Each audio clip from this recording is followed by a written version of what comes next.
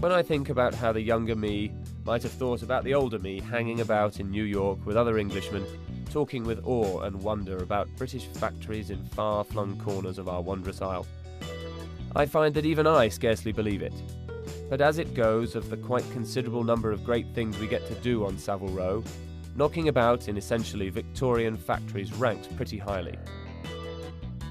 Nick Sullivan, proper Esquire and arch-Britophile, is a man who shares our passions, and one afternoon, 24 floors above Lexington Avenue, we hatched a plan to take a little drive around Blighty and film as we went. The attention of the fashion media is going to be heading towards your neck of the woods. Every 10 or 15 years there seems to be a little upswing in Brit style. Yeah. Right now there are people who possibly wouldn't wear a tweed jacket that now will. Yeah. So for them it would be very interesting to see if they actually knew where it all came from. The manufacturers that Tautz uses, they are the sort of factories and the sort of workshops that for the last 20 or 30 years have just stuck to what they've always done, and it seems like the world has kind of come back to their way of thinking. The great thing about the places that we use is they're all in little rural kind of outcrops. It's a journey that we make reasonably often, but normally in little bits. We talked about, you know, filming as we go round, and I think if we were to do it, we'd probably be looking at, you know, a good week's worth of driving around the UK, but it would take us to some pretty interesting corners. So you'll need a good vehicle. Yeah. A good supply of boiled sweets. And a bunch of people who can get along together. Yeah. Good sense of humour, I suspect. Excellent. Well, I can't wait to see it. Good. We'll get on with it then. Yeah, absolutely. So that was it. A whistle-stop tour of the UK, celebrating great makers of menswear. All that was required was a high-class motor car, a road atlas, and a bag of sustaining confections, and of course the raggle-taggle squad assembled for the singular purpose of recording the trip for posterity and pleading with ferrymen.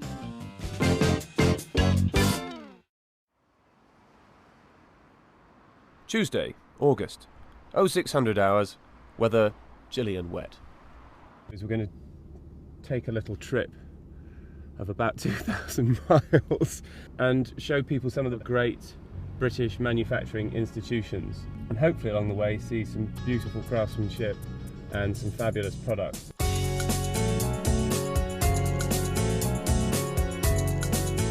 On board, in the back seat, Eleanor Warder, clipboard mistress, monitor of the petty cash and guardian of the pencils. Other back seat, Chris Floyd, lensman of some distinction, here to capture the best of British. In the front seat, documentarian Ian Denyer, handsome, debonair, invisible. Has he tampered with this script? I mean, Britain is about beautiful things well made by people with hundreds of years of passed down skill, and those things are expensive. You know, there's probably combined experience of a couple of thousand years in the factories and the people that we're going to see. I mean, it's incredible.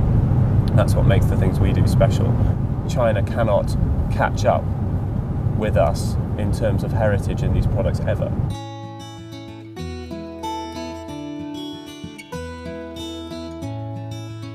So we left London under the cover of darkness sometime yesterday evening and made a pit stop at Staffordshire to admire the porcelain dogs. And the objective was to reach Langham by 11 o'clock. It's 10:50. And I think we've got about 3 miles to go. Such is the beauty of British engineering. You have arrived at your destination. There it is. So this is Reed and Taylor, which is the first point on our journey. Beautiful spot on the banks of the Esk. Reed and Taylor supply Tautz with the finest twist worsted, this marvellous mottled cloth with its infinite texture and variety. It's charming that we still have the beautiful old Reed and Taylor sign. This is the sort of understated kind of loveliness that I think makes the British mills and the British makers so charming. Reed and Taylor twist worsted is a pretty iconic cloth. I mean, I guess it's heyday was Well, it 50s, was, 60s? yes, it was in the 50s and 60s. Yeah. The person that really put Reed and Taylor on the map globally was a guy called Robbie Scott. He was a cloth designer. Yeah. You know, in those days, Reed and Taylor had a very selective marketing policy. I mean, they, you know, they only made a certain number of pieces per week, per month, and they divvied them up between the customers as they saw fit. But how times have changed. Reed and Taylor employs a large staff of worsted makers. They all live locally. They've seen a lot of changes. I mean, how many people do you have here? We are 30 people now. Yeah. They're all local. I mean, they've been here all their lives. Yeah. I mean, they're 18 karat gold. I mean, these are people that know the business inside out. Yeah. Actually, you know, that's something that's going to be an issue for me going forward, is how to replace some of these people. No glass or stainless steel here. All the available cash goes into buying the best raw materials. Even the highest tech machines require a skilled operator to shepherd them. The workforce is treasured and loyal. Reed & Taylor is a specialist in making high quality woven cloth. That high quality woven cloth is very labour intensive. An awful lot of knowledge goes into making that particular type of cloth, from silks to linens to fine gent suitings for Savile. When I started in 1964, in this town we employed 2,400 people in the various mills, which was 5 mills. Over the years it's demised completely, and now Reed & Taylor are the last cloth manufacturers left actually in Langham itself. Hopefully will exist for a long time.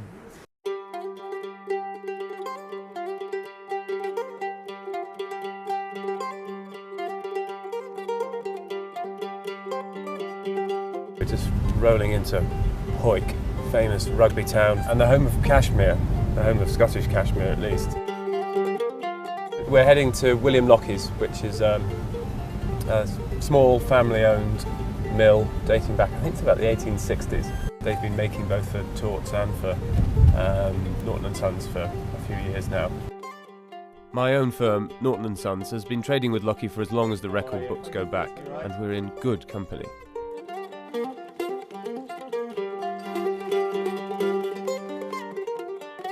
An important feature is obviously the yarn that we buy. Yeah. Because we always buy the best quality yarn that's available. Yeah. Whether it be the best quality cashmere or the best quality lambswool or the best quality camel hair. The mills used to be full of hand intarsia machines before the power machines and the sheamers came into operation. So the garments were all made by painstakingly knitting it back and forward. Yeah.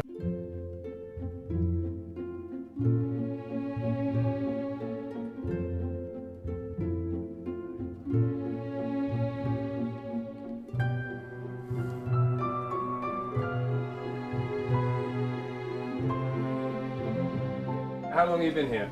30 years. Have you? And always in this bit of the mill? Or? Yeah, been this So that's a 30 few years experience. Yeah, right.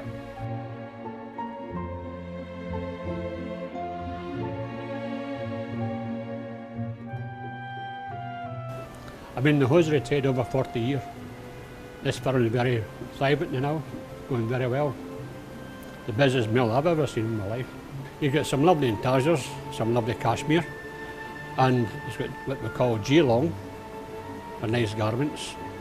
And this is a family concern, so I think I'll keep going.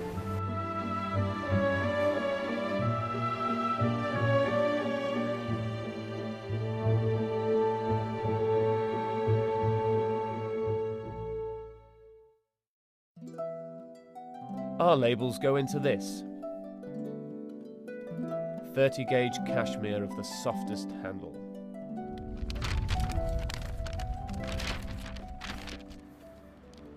So we've just finished up in Hawick at William Lockie's, and we're just going to head all the way now up through Selkirk, another great old mill town, up to Galashiels, through the other side, carrying on up to Edinburgh.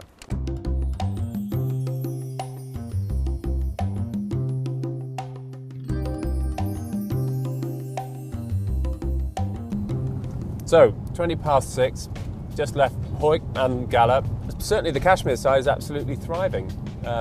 Lockheed's a chock-a-block with great orders from great people. And, you know, Reed & Taylor, I think, continue to make some very special cloths in the way they've always made them, and that's really encouraging to see. And, you know, just encouraging to see everyone who works there really enjoying the work and passionate about what they do and passionate about continuing all these fantastic traditions. So day one, I think, ending on an extremely positive note.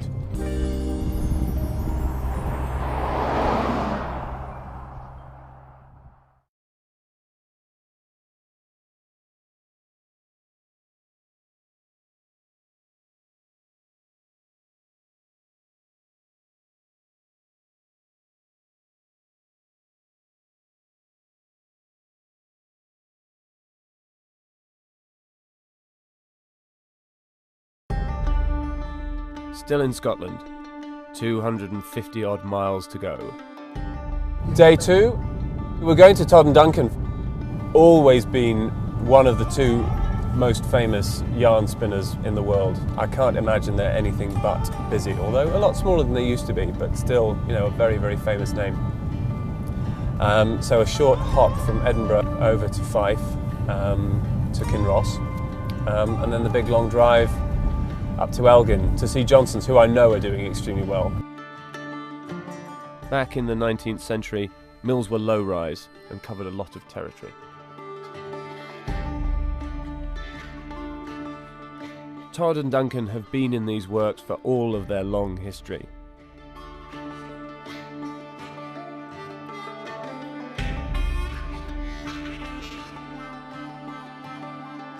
Todd & Duncan cashmere. At Tautz and Norton's, we use it for the softest scarves and woolies. Yeah. This is being washed in dehair. Yeah. So that's the white dehair cashmere. Feel that. The last time I saw bales like this was in a US border patrol. And they were filled with heroin. Yeah. Yeah. Same thing. The upstairs showroom is packed with cashmere, here in every colour of the rainbow. Our host is part industrialist, part historian. Why is it called cashmere? What's the connection with India? The history of the cashmere business started with Todd & Duncan and its sister company, Joseph Dawson. Joseph Dawson was a wool merchant. In 1892, his daughter was being married to a missionary in India, and he went over for the wedding. And when he was there, he saw these women sitting by the side of the road, teasing out this fibre, and for the first time in his life, saw cashmere. Anyway, he brought some of this fibre back home, and Todd & Duncan began to look at spinning cashmere yarn. They formed a woolen spinning mill in Kinross, and one of the main reasons being that we had access to this wonderful soft water from Loch Leven. So the first commercial cashmere spinning started in this building, and that started the commercial cashmere business.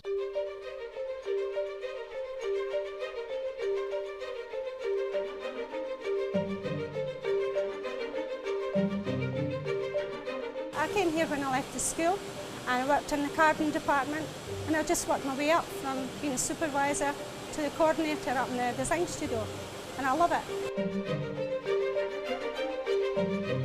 The people we work for here are really like the high end of the cashmere business, and we work for everybody all over the world.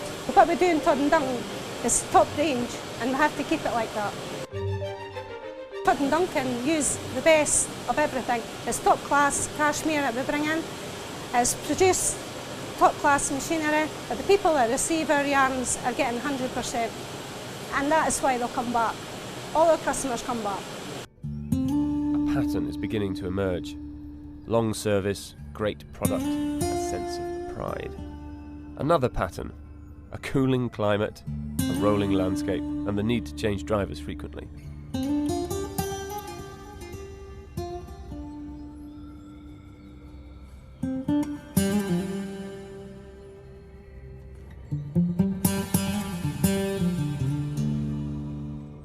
Elgin is an elegant town, and at the centre, a fine 18th century park, a quality house, and an ancient manufactory. James Dracup is at the helm. We've been here since 1797, so we're over 213 years old. It's a fiercely independent Scottish business, and there is a real sense of community in terms of putting something back into the community. We've concentrated on what we consider to be higher added value and luxury end of the market. And one of the constant things about Johnson's over the years has been that it's been a market-led company. It's been a company that's invested heavily in product design, innovation and development. We've probably got the biggest design team of any such company in the UK. Johnsons of Elgin supply Tautz and Nortons with their fine estate tweeds.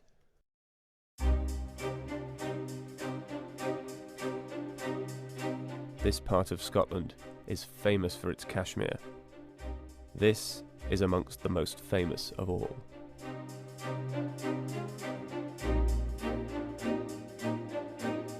I've been 27.5 years back and I'm a technician through in the weaving shed.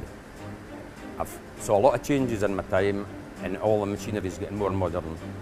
But I'll enjoy my job and it's a challenge every day. Johnsons of Elgin, what's the fuss about? The best quality cashmere in Scotland. If you wash it, it remains the same. The feel of it's the same, it's luxurious. Whereas if we buy cheap, it is cheap. We buy good, it lasts a long time. And this is what we produce. This is just Scottish heritage.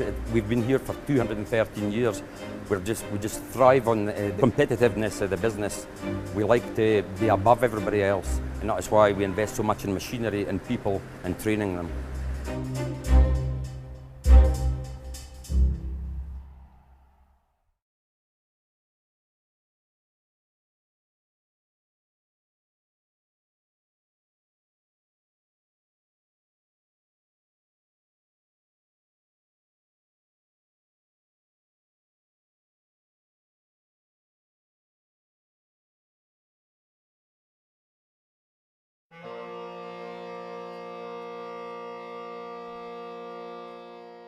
Day 3.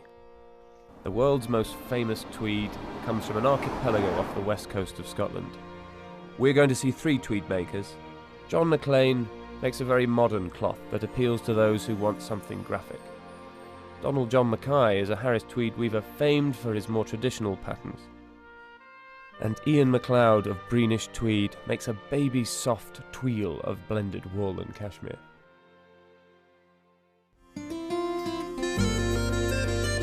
The Outer Hebrides are battered and baked by the most changeable climate in Britain. The gentlest way to get here is by ferry, and after 2 days and nigh on 1,000 miles on the road, gentle is good.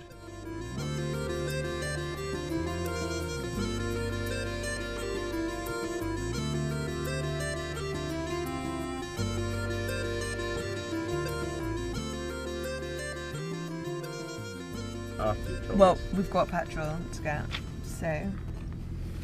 Ellie has very cleverly jiggled the sketch to accommodate purchasing of petrol.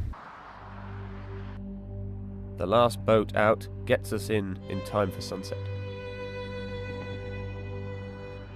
This is Britain's Wild West.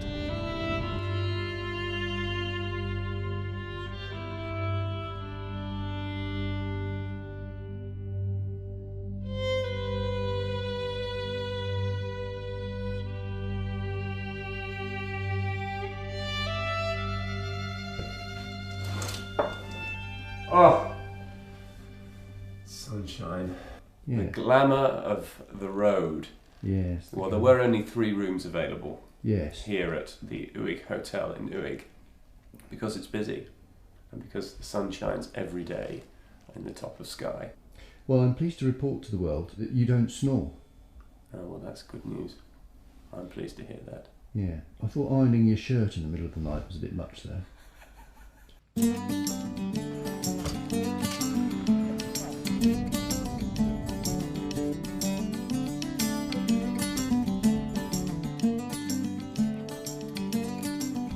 Yeah, not a bad spot. You busy? Yes, very. Yeah. This is one of my own ones I'm making here just now. And it's about 1500 knots, so it takes a while. So take your day to put it on, and how many days to weave it? Well, take a couple of days weaving it. Oh, hang on, that looks familiar. This is one of ours.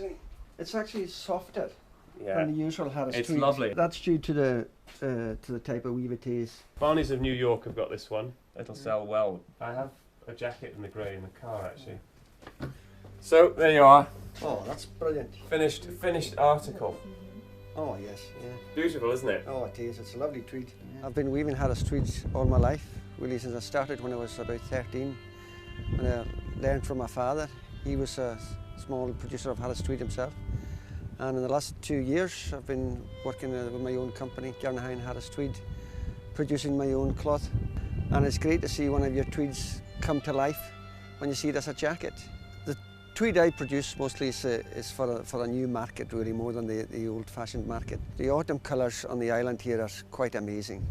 You get different browns, different shades of green, different shades of purple. And with some of these tweeds, that's what I'm trying to do, is just capture a little bit of that in the tweed. It's a short hop to the hamlet of Nis on the northernmost tip of the Isle of Lewis. Ian MacLeod's product isn't called Harris tweed because it's a blend, softer, more luxurious. There's a lot of weavers on the island, but we're the only people who use different yarns. That one is 100% vicuña, the rest are mixed as silk. That brown is the cashmere. Oh. I mean, the vicuña is a very small cousin of the llama, but it's very, very rare and very, very expensive. The most expensive cloth we have at Norton's is a vicuña, and it's £6 a metre. Well, no one's ever tried, for example, weaving the vicuña on it. So it's all pretty unique, I'd say. Yeah. That it's still hand woven, and from here using a depth of native skill and knowledge that exists here. So this is the walk. This is the walk to work. My name's Karen, and I'm 26 years old, and I'm the youngest weaver on the island.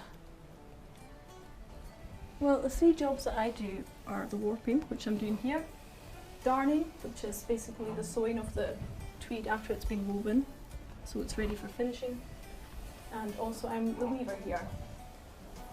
And I'm one of only about 5 weavers on the island who are female, and the youngest by about 20 years. And I've been at Brainish for 3 years now, since we took over the company.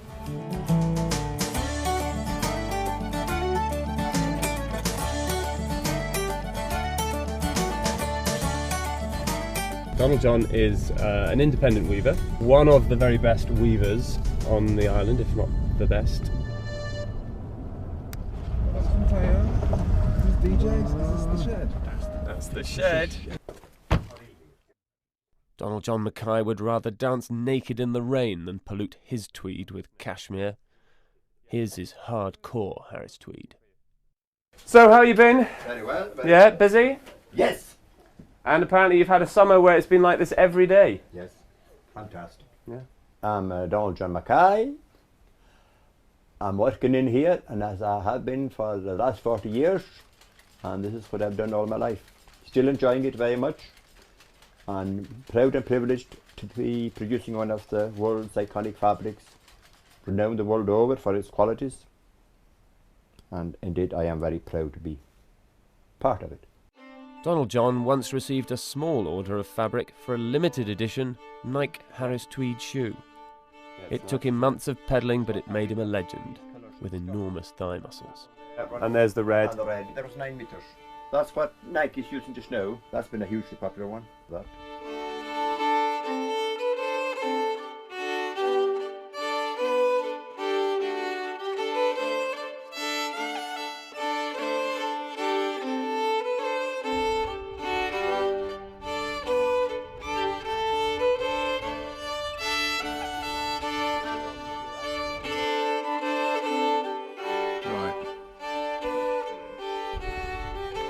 Bye!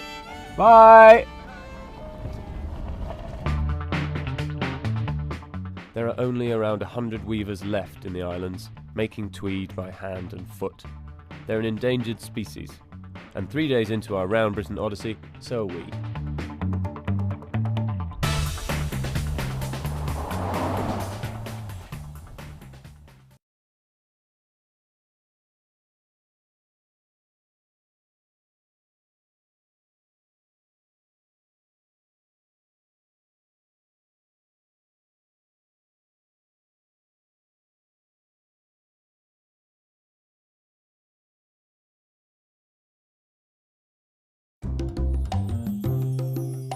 It's an unholily early 5:20. We've got to catch the first ferry, which is sitting right now at the harbour awaiting the sunrise.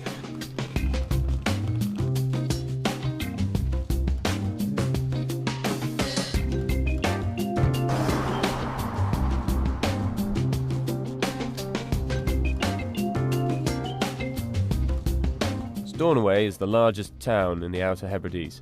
It's pioneer territory, and not somewhere you want to get stranded, which can happen if the weather suddenly changes.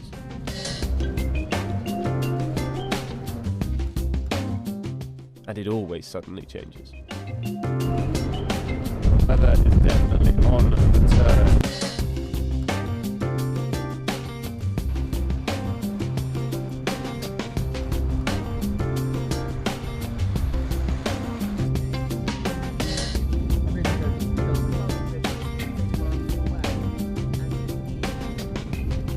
Could you just let Daniel know that we're going to try and get to him in time? We're actually currently on the A9, just sort of halfway between Aviemore and Perth, so we're doing our best to get down. Heading east and south, the summer weather turns wintry. Ideal conditions for exploring the virtues of one of Scotland's most iconic products. Macintosh! Macintosh have been laughing at rain for more than a century. Big brands have always beaten a path to them, bringing their own designs and wanting the unique welting, sealing and coating processes that make them into Macs. Downstairs it's craft, upstairs it's archive. As we talk about natural rubber, obviously has a time element to it as well. Yeah. The whole origins of Macintosh is pre-railway days, so it was coach drivers, it was horse riders, then advent of railways coming through, Macintosh was used less and less, then it had a resurge again. Here's a perfect example of something that came back into fashion as a kind of cape coat a few years back. Yes. But this was something that was an Inverness cape, typical Sherlock Holmes that we make for the Sultan of Oman and his private pipe band. And this is his house colours. Yeah. This is actually bonded nylon with rubber, then the cotton inside. Isn't that beautiful? Yeah. Button-in quilt, that's so nice. Lovely. It's really nicely made. I'd wear that now. What I love about all of this stuff, it's so kind of firm and, you know, robust. What a coat! Look at this, this is absolutely awesome. But we've remade this, remodeled this for so many different brands over the years. Have you? Oh yeah. The weight of that.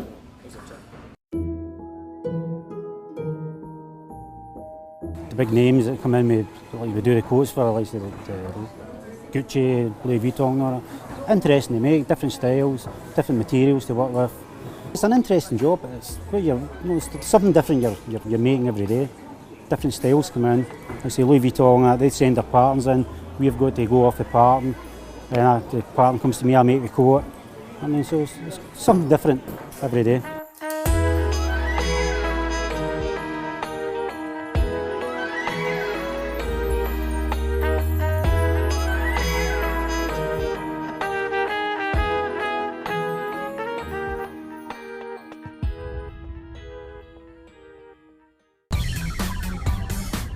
Not too much time for dawdling. Tell you what, of all the places I've been to so far, that is the place I'm most glad that I do not have to work in. The smell of the glue. Too much. Oh, so oppressive. It's making my head throb. You've got to go the wrong way.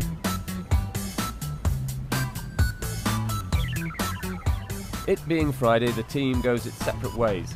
Ellie bound for London, the shop, and tedious paperwork.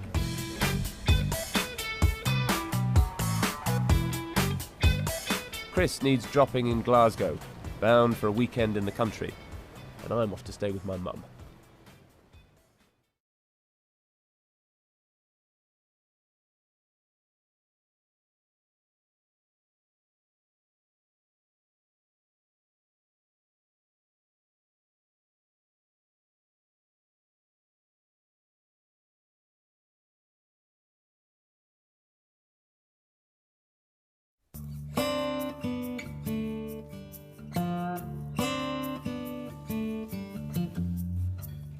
Day 5, a week into our round Britain tour of the finest menswear makers.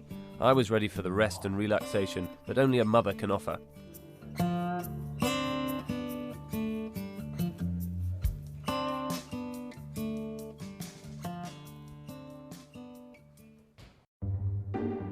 From Edinburgh, a shortish hop back into England, and Joshua Ellis in Pudsey, West Yorkshire. Joshua Ellis are justly proud that some of the greatest names in menswear and womenswear have their name behind them. Joshua Ellis was founded in 1767. It was an amalgamation of clothiers at the time, and then they diversified into textile manufacturing, making fabrics from natural fibres. It was slipper cloths, very big heavy overcoatings, big blankets, travel rugs, etc. Burberry, Calvin Klein, Chanel, Polo, Ralph Lauren, Purple Label. Well, I think the general public probably wouldn't realise that a company in Batley is manufacturing for Chanel, Ralph Lauren, Bottega, Veneta, completely the top end of the market. I know, it's lovely. The workforce are local and loyal, and you can't buy that. People here that worked here for knocking on for 40 years, grandmothers before them, cousins, etc. So yeah, we don't have a very high turnover of staff. The skills are there, and you can't teach them. It's a lifetime of experience.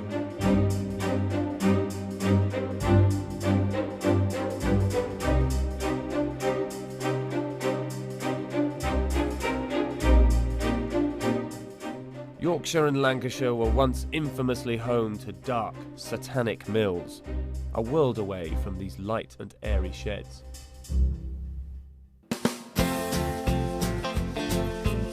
Eleanor, former co-pilot and child bride, has stayed in London, giving us more room for the gentleman's comestibles. Ooh, nice house up there.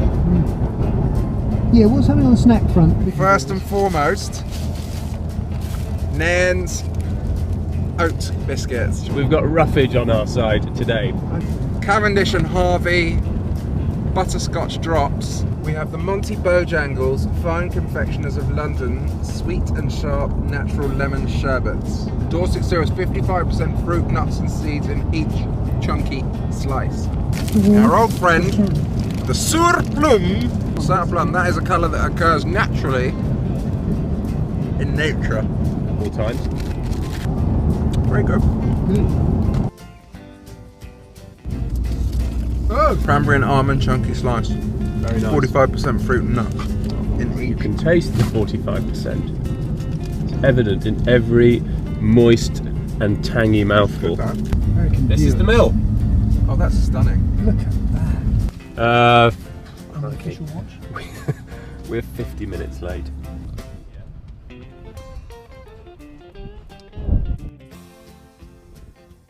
Derek.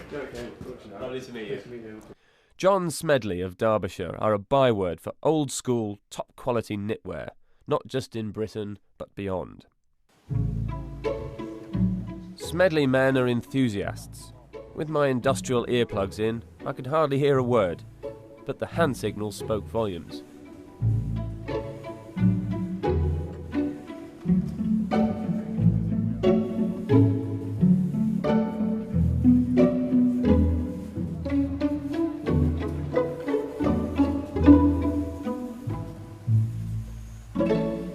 We use our own natural spring water and we get a superb angle that is beautiful both as an outer garment or next to the skin. And yes, people are very passionate about the quality that goes into a John Smedley garment. So why is it so expensive? As we've walked around the plant, I'm sure you've noticed how many different operations go into making one of our garments. We start off by obviously knitting the basic panels, a back, front and two sleeves. A lot of work content involved in doing that. It then goes back to the scouring and dyeing and finishing. I mentioned our spring water that gives it its beautiful angle. But then when we get to the final makeup and we start putting the collars and trimmings onto a garment, a lot of hand care goes into these operations, and it's this work content and hand skill that creates the inevitable price that we've got. Yeah.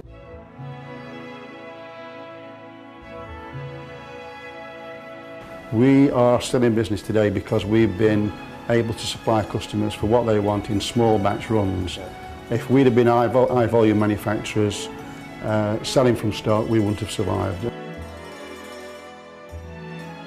We, as a company, employ a total of 450 people. One of the things we've been very, very lucky with in terms of John Smedley is long and loyal service, and I'm talking both at shop floor and at management level. We had a manager retire who'd been with us within 2 weeks of 50 years. I personally have been here 43 years. The manager of the department we've just left's been here 43 years. So yes, we've got a very, very loyal workforce. It's a lovely factory, it's very family orientated. My son works here, he works down in the knitting. I've been here for 13.5 years. My job is putting the John Smedley tabs in the back of the garment. People say, yeah, they're expensive, but like you say, you pay for what you get, and it is really good. It does make you proud, because it's like it's made in England, and to be fair, there isn't a great amount of made in England going around now, so it does make you proud to be able to sew those tabs into the back of the neck.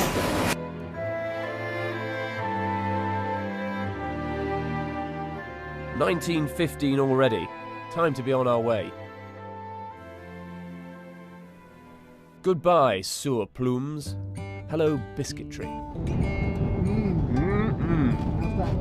Tasty and clean. Perfect in-car snack. Take the 4th exit and then bear left ahead. Oh, hang on, we're green. Not in my wildest dreams did I think I would be tootling around the Derbyshire countryside, nibbling oatcakes and commenting on their efficacy as car snacks. But I've got to say, I'm very pleased to have arrived at this lofty point in my career. 40 minutes late already. Nottinghamshire. Soft underbelly of the East Midlands. Ta-da! That is how a factory should look. At Smedley, your David Beckham poster was the predominant art. Here it's Daniel Craig, and with good reason. Sunspell make his 007 undies. We're 150 years old this year. Yeah. And the basis of the business is underwear, but it's always been about fabric. That is what was used in the Levi's advert. That is a felt-lock seam, which is double stitched. It is a plain white boxer short, but it's beautifully made. It is such an appealing object. Yeah. Well, everything we do is about beautiful basics. Really, Yeah. It's about continuing kind of innovation around fabrics. Yeah. And that's really important. Yeah. Oh yeah, the other thing I want to show you is the Casino Royale fabric. This is something that we found in the archive in a cupboard. It was developed in the 50s for the Italian Riviera. The Bond franchise were basically going back to basics, and the costume designer had been using Sunspell. One thing led to another. We got in touch and we made Daniel Craig's t-shirts, polo shirts from our fabrics. It's been selling ever since. Brilliant. It feels cool. It is. Yeah. My name's Margaret and I've been here for nearly 12 years. We've got girls here that have been here since they've left school, so they've been here 30, 40 years, some of them. So it's quite a nice place to work for. Busy all the time. It's a very fine 100% cotton, so it makes quite an expensive garment, and it seems to wash and last for years.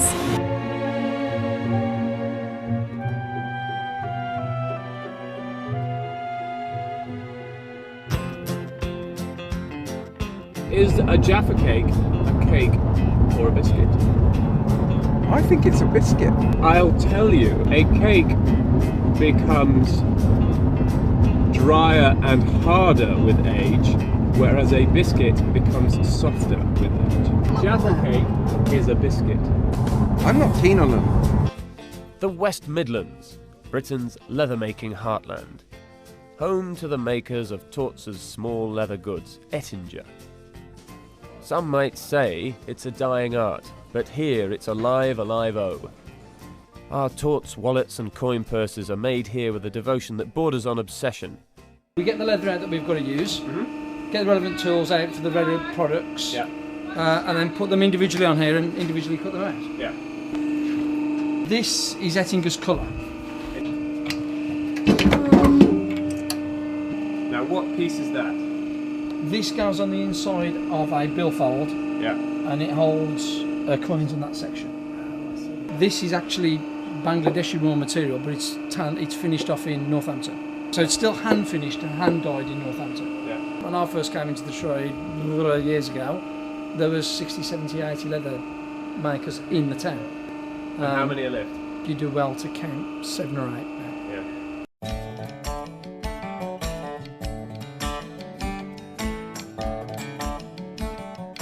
All of these edges, they're there, on the inside there, we turn them all wider, as you can see there, and then we hand cut with a knife. But it says handmade.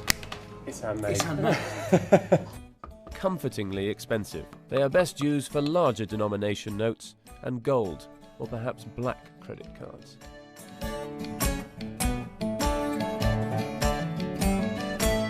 I mean, I came here in September 1981 to help out with the run-up till Christmas, and I guess I kind of liked it, and 29 years later I'm still here. No, where are you going? I'm following the bloody sat nav. No, keep going. No, I can't work out. Calm down. What's the secret of their success, given they're a tiny little company? They've lost loads of neighbours and yet they've clung on. I suspect it's the same as everybody else. They've always done one thing, they've stuck to it, and they haven't wasted thousands of pounds on marketing. They just have spent all their money trying to keep their product as good as possible.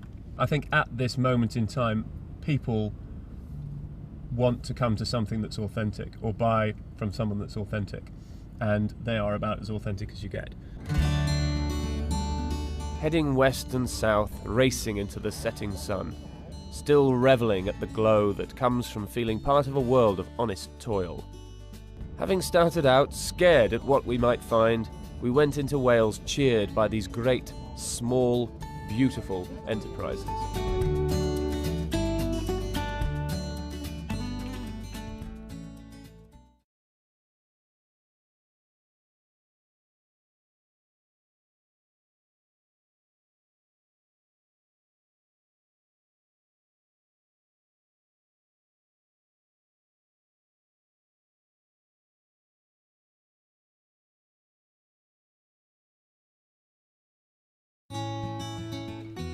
Day 6.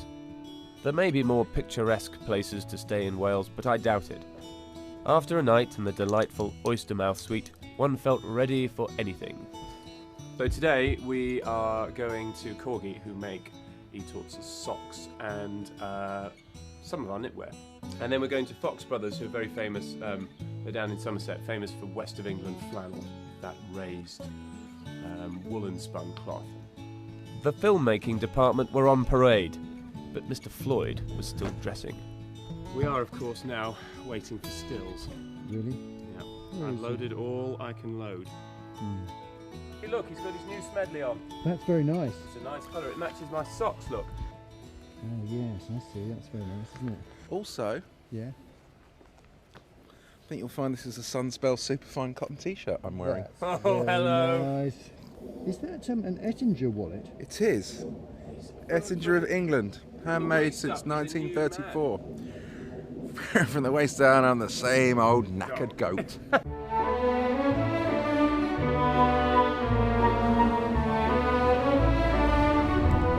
Yeah, you forget how lovely Britain is when you spend your time cycling between the East End and the West End. It's just heartwarming to be out here. It's not actually warming though, it's bloody cold. They're actually quite annoyed because they'd been told that Robert Redford was coming. And what they got was a bloke from Savile Row in a flannel coat. Do you want a polo?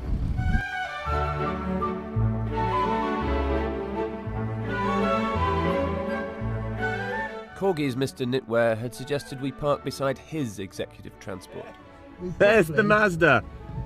They've all got Mazdas! Mazda, Mazda, Mazda. The cars were the highest technology on show. Inside was a glorious assemblage of vintage machines operated by a bevy of Welsh maidens and the occasional son of Glendower, intent on producing the very best socks known to man.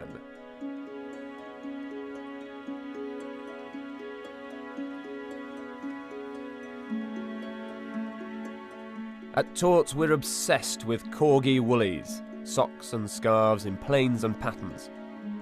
Even the most sober customer quivers at the sight of their stripes and goes weak at the ankles. Chris is justly proud of his product. Every time they pull the carriage across 2 or 3 rows, they have to go across doing the cabling. You would be able to push a pen through the hole because it is actually twisted by hand, so it's a proper cable. Well, this is why the scarves that we did in the first season were so expensive. So expensive, They're made on like these machines and they're cabled by hand. The sock gets put onto a board, into the machine, spin the wheel, and that just clamps them together with 2 heated plates. So it's a steam heated press. And I've been told with these presses, the modern presses just don't give the sock such a good press. So if it works, why change it? Yeah, exactly. That's the spirit.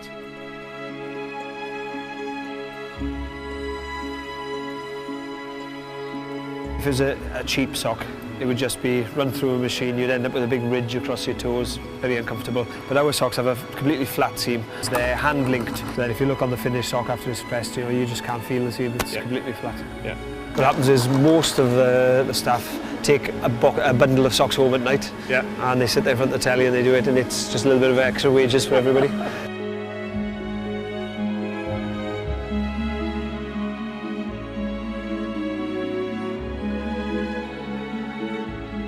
These are machines you just have to look at to understand. There isn't a cog or gear these folk don't know, and hardly a circuit board or electro widget anywhere to go mysteriously awry at exactly the wrong moment. Mr. Corgi Sr. is supposed to be retired, but if it rains, he comes to the factory to make socks. Luckily, it rains virtually every day. So what age were you when you started in the family business? Well, when I actually came back from college, Yeah. I was 20, 21. Yeah. So you've been here for 65 years. 65 years.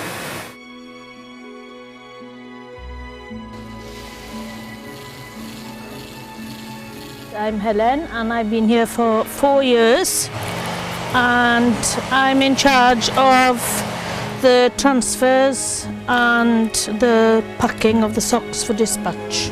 We've got the royal warrant with Prince Charles, which I think also helps to sell the product. I suppose we take pride in what we do, really.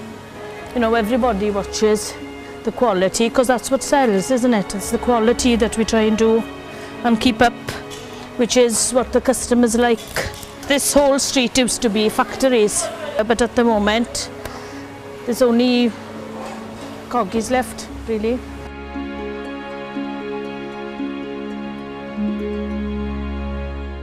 Long may they reign. That was great. Yeah.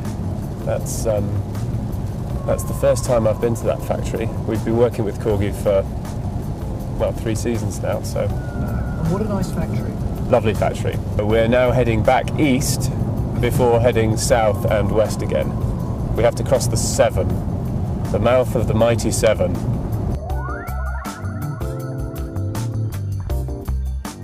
We have minus 59 minutes to get there. So even by our own tardy standards, we're establishing new records here for lateness. This, for me,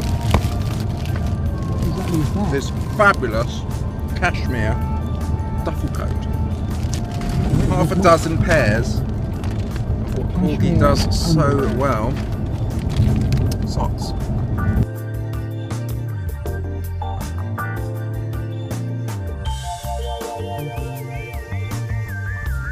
Here it is, the mill, Fox Brothers and Co. 3 minutes after it closes. No gentleman's wardrobe is complete without a flannel suit or flannel breeks. The cognoscenti on Savile Row know foxes and will ask for it by name.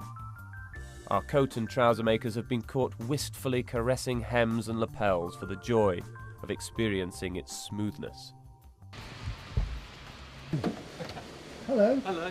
Hello. Oh, hello, Douglas. How are you? How are you? Yeah, very well. Did you know we were coming today? Sort of vaguely, yeah.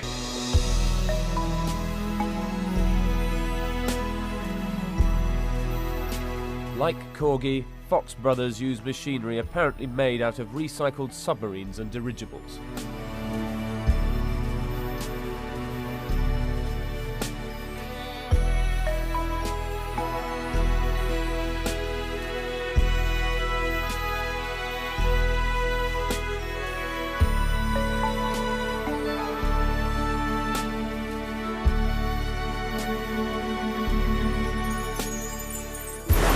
We make the finest, or I believe, the finest cloth in the world. So it's lovely to work for something that you can see a beautiful product at the end.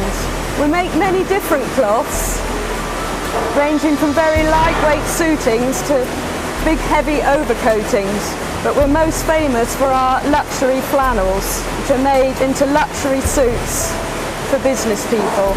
It's nice to own a Fox suit. It's something that you invest in a lovely luxury product. It means then you're proud to wear it and know that you've got the best.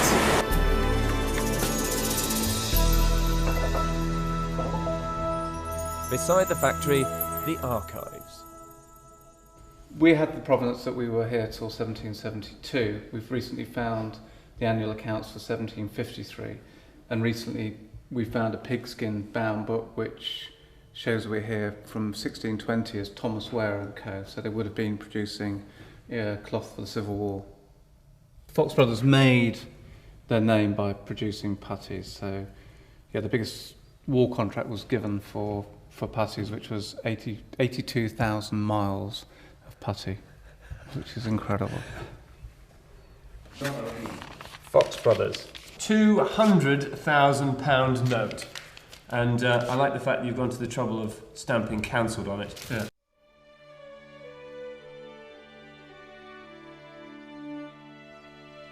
There's always going to be demand for the very best, which Fox flannels are. What we're actually making here, the cloth, the flannel, and the fact that it's made in England, it's actually made in-house, and the actual quality, and still using real traditional skills. That's what we're really trying to preserve, and that's what we're known for, is the real quality and the workmanship that goes into running a small artisan mill like this. We are now looking locally for our raw materials with the use of Exmoor Horn, which is our local sheep breed. So we're actually going back and actually becoming nearer to the business that we were when we existed. As darkness fell, we went in search of a humble bed and breakfast, but luckily there weren't any. Thornbury Castle is owned by the wonderfully eccentric Andrew Davis. We drew lots for the most Spartan room of all, and the stills department won. I feel like I should be wearing a crown of thorns. Oh, Here's to Andrew Davis, very nice chap, and Thornbury Castle, and its beautiful fireplace, and its complimentary sherry. Cheers.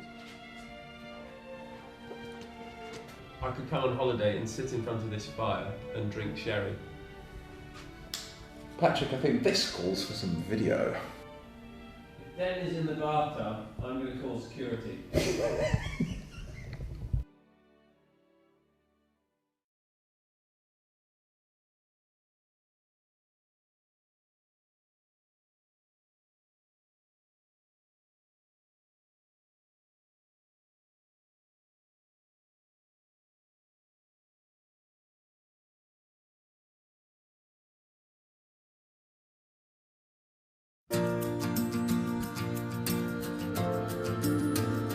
It's 20 to 7. Time for a very quick Thornbury Castle coffee, and on the road. Then on the road. By day 7, we'd come to realise that whatever a gentleman wears, the best accessory for showing it all off is a Jaguar motor car. It's 8 o'clock in the morning and we're on our way to Jaguar. Now this is telling us we've gone the wrong way. We are still heading on the 425. Awesome. Yeah, lovely. This is great. I'm wearing sunspell on the garments today. Again, I think I'm converted. And I tell you what, they are a thing of beauty. That simple white sunspell boxer. Now, which way?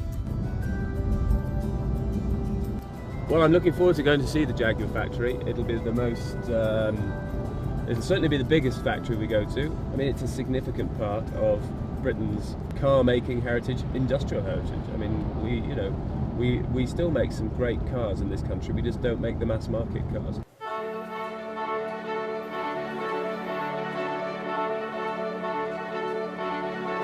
Dropping our machine back from whence she came, we were offered a guided tour.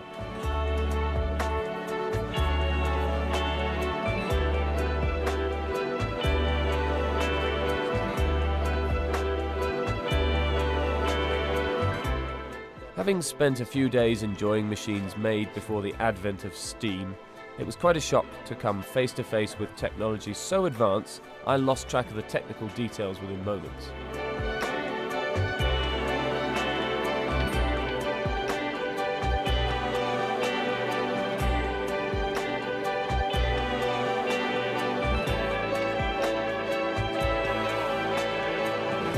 My name's Martin Hopkins. I've been here since I was 16 and a half. Only came for 6 months, stayed 33 years. And if you snap me in half, I'd have Jaguar round the middle just like a stick of rock. Jaguar is the best luxury car in the world because the technology and the advancing technology on the product is worth the driver experience when you're behind the wheel. The drive is like nothing else. They are ultra luxurious. You feel like you've got the velvet carpet ride, and the product feels value for money.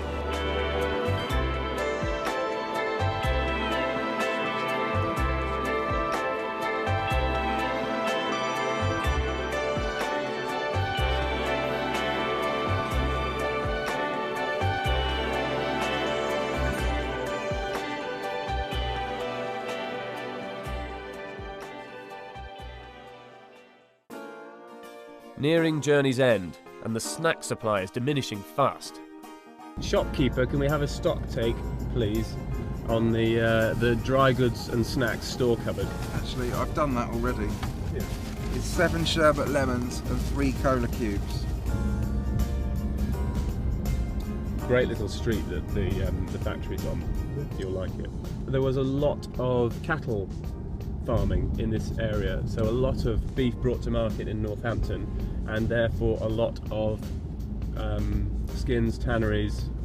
One thing led to another. Shoemaking. That's it on the left. Northamptonshire is hallowed ground for lovers of British shoes, and home to the best of the best, John Lobb.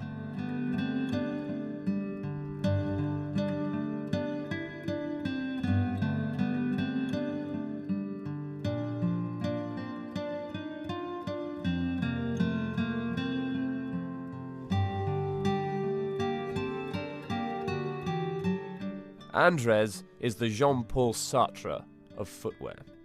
We've been making shoes for over 150 years. The best skins are purchased from the areas where the animals live in conditions that give you the best material. We've worked with a leather manufacturer, and we actually develop, the finishes with the tannery. We dream about having the best product that has been created, by hand, by the skills that we've developed over many years, and people dream of having these things. To answer that dream, it's our mission. That's our goal. We don't advertise. Everything that we spend on advertising is a word of mouth.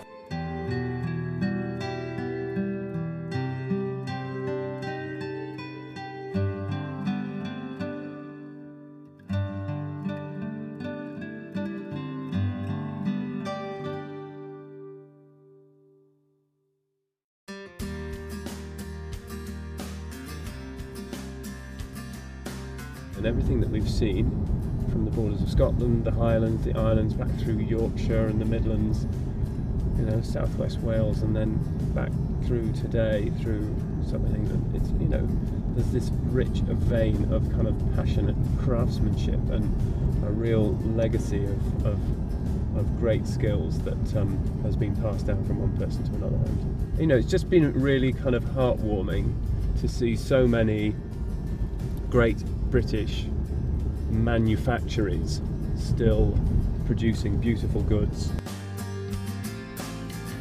We've taken a little detour towards Great Chew, where we will probably enjoy a pint or two of delicious horizon at the Falkland Arms.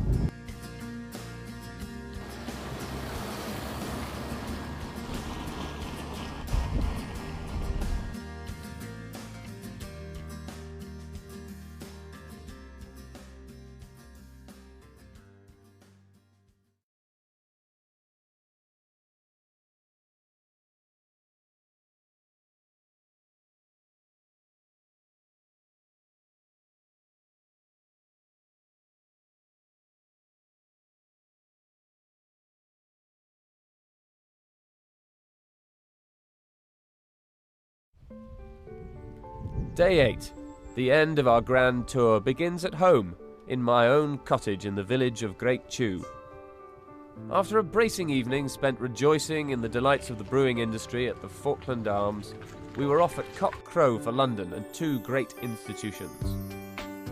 Today we're going to Drake's, the fabulous tie makers, and to RBJ Simpson.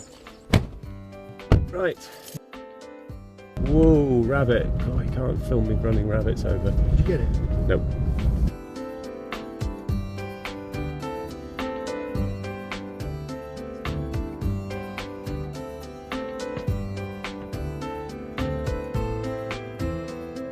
So after 8 days of habitual tardiness, we're early, which gives time for a visit to Shoreditch, one of the city's cooler quarters and centre of the sausage and egg craft industries. As George Bush said when given the news about the collapse in the banking system, this sucker is going down. It was the first daytime meal eaten outside of the Jaguar.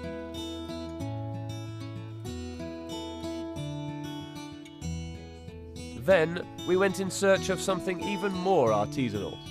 Drake's, renowned the world over for their handcrafted silks, are our go-to men for the Tautz ties, bows and hankies.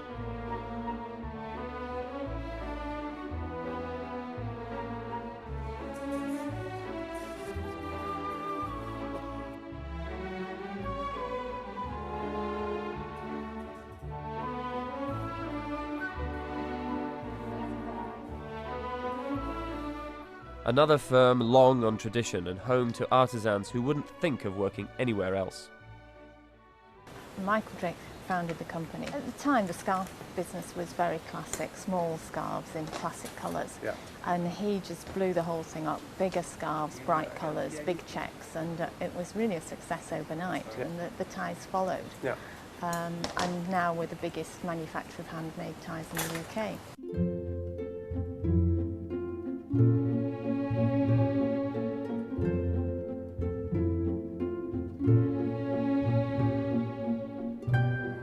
The wool interlinings we saw earlier is put into the tie, put inside the tipping, and that's what gives the tie its shape. She will pin it all the way down, and then with a very strong thread, stitch from one end to the other. She makes it look much easier than it is.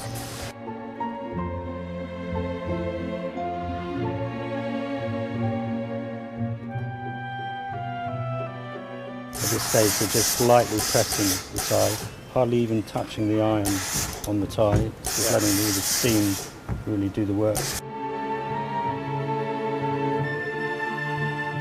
My name is Murray O'Valery. For 18 years I've been working for Drake's. We deal with all different wovens, motifs, and all that's got to be done exactly right. When you're actually laying the pattern down, you've got to make sure it's exactly precisely right on a 45-degree angle. I think gradually they've built their name through the good quality of silk and the making and the cutting. And that's what makes it very special.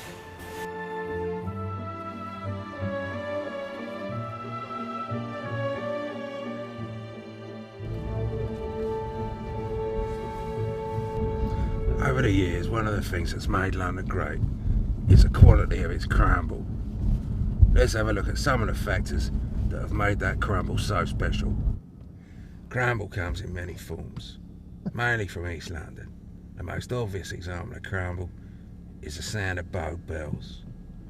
Bow Bells was a church designed by Hawksmoor. If you're not careful when talking about crumble, you've got a danger of slipping into sounding a little bit like Ray Winstone. But now he's advertising Optivita cereal. So he's got a different kind of crumble on his plate. This is the Creamer Street Business Park. Why do you always poke that camera into my mush whilst I is reversing?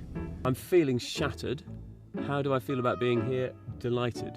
Delighted to be back at RBJ Simpson in the East End of London. This is the last leg of our journey and probably not the most picturesque, but inside it's another world. This odyssey set off in search of remains, of people hanging on, but it's turned out to be about resurgence and regeneration. It's also been, quite startlingly, about handwork. Fittingly, our last stop was at a company where there are virtually no machines at all. RBJ Simpson are the Tautz luggage suppliers, and I suspect incapable of mass-producing anything. Robert Simpson. RBJ Simpson are particularly known for attaché cases, document cases, perhaps old-fashioned in some ways, luggage. But it's those specialist items which we manufacture in small quantities. Hard, traditional cases are the sort of thing that you would, I suppose, relate to Sherlock Holmes period. They're all hand-stitched, including the handle. You know, that can take 2.5, 2.25 hours work. They are built to have enormous use. I mean, if you take attaché cases, often as a person is being promoted and so on, he will invest in one of our cases and it will see him through for the rest of his career. What a way to end.